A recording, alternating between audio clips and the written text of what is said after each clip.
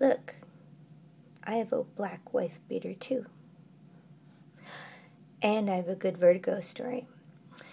One time we were staying at a hotel in St. Louis, a very fancy hotel, I think the fanciest one. And I checked into my room, and much like Steve Weber's apartment that he's staying in right now, it stunk of BO. My room was so smelly. So I called the front desk, and they said, oh, no problem.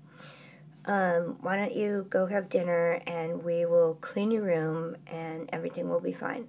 So I went to my fancy, overpriced dinner in the hotel restaurant, and I came back, and sure enough, the smell of BO was gone, and it was replaced by a very chemically smell, which was preferable to the BO, or so I thought. But several minutes after being in the room, I started to get this crazy sensation that I was losing my mind, that I was on LSD, that the world was turning inside out, and next thing I know, I was having the worst vertigo attack imaginable. It's just like Steve Agee says, and Mib confirms that the room was spinning like that past my eyeballs, and I started throwing up so violently that I thought I was going to die.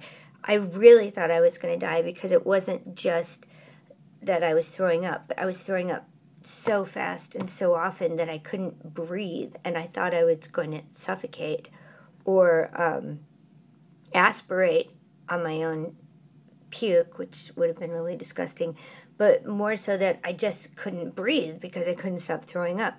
And this went on for hours and hours, and then I had to do a show, and it was too late to cancel the show, and so our solution was we got some people to sort of,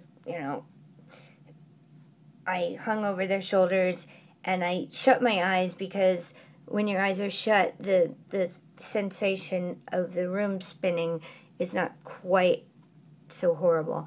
And they got me to the gig, and I was walking into the venue, and this guy, autograph hunter, said, oh, Jane Weedland, I want your autograph. And I couldn't even open my eyes. I couldn't stand.